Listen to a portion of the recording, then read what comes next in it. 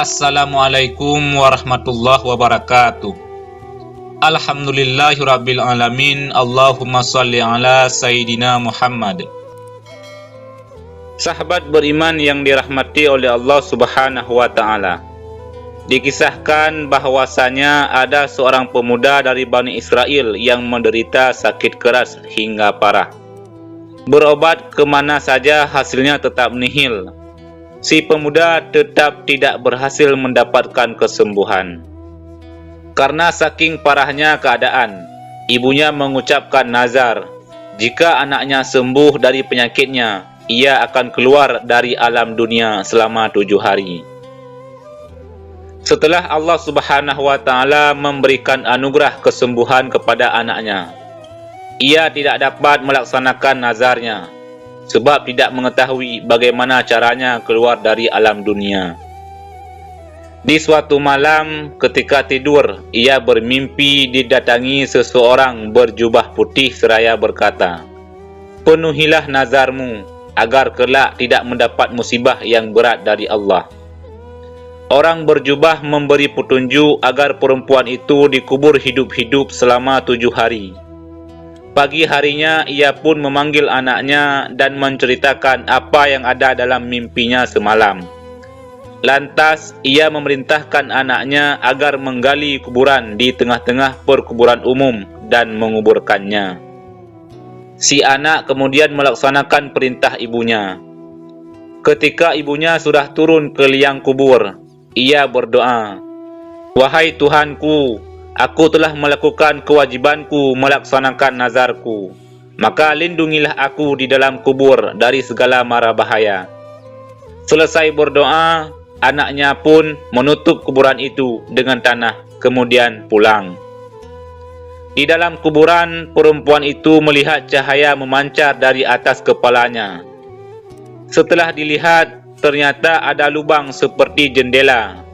Diintipnya lubang tersebut, alangkah terkejutnya ia melihat ada taman besar.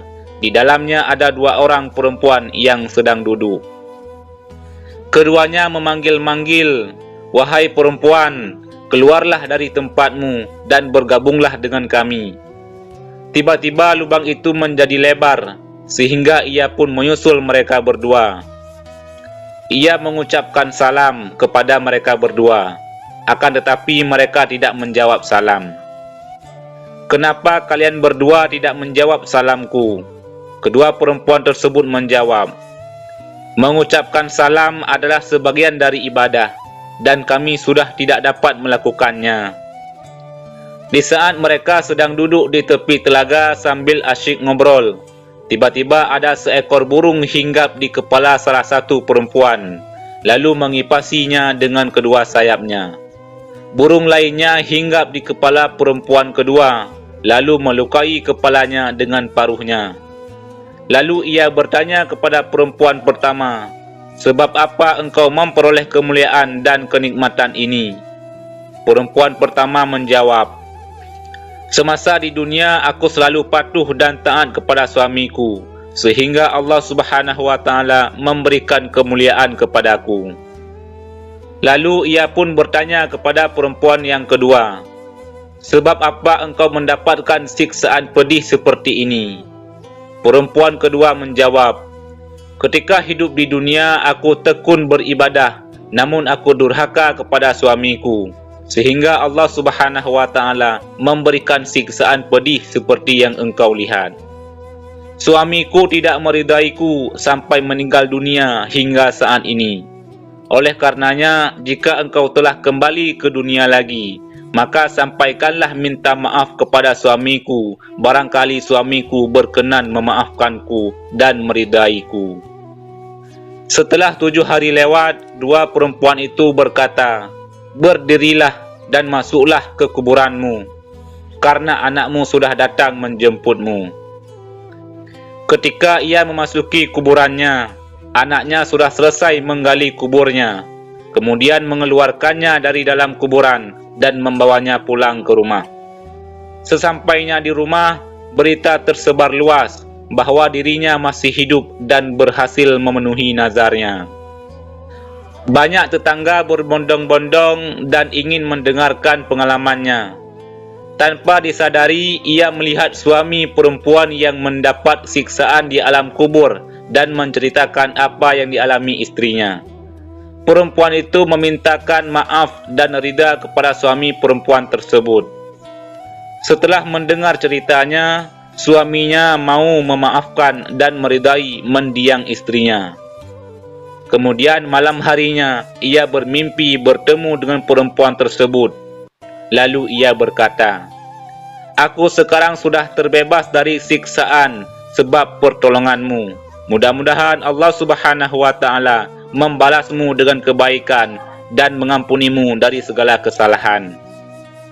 Kisah ini terdapat dalam buku 101 Cerita Penegak Iman Peluhur Budi, karya Kiai Haji Muhammad Jamaluddin Ahmad. Sahabat beriman yang dirahmati oleh Allah Subhanahu wa Ta'ala, Rasulullah sallallahu alaihi wasallam berpesan kepada sahabat dari kalangan kaum wanita, "Perhatikanlah bahwa posisimu dari dirinya, yaitu suami, karena sesungguhnya dia adalah surgamu dan nerakamu." Hadis riwayat Ahmad.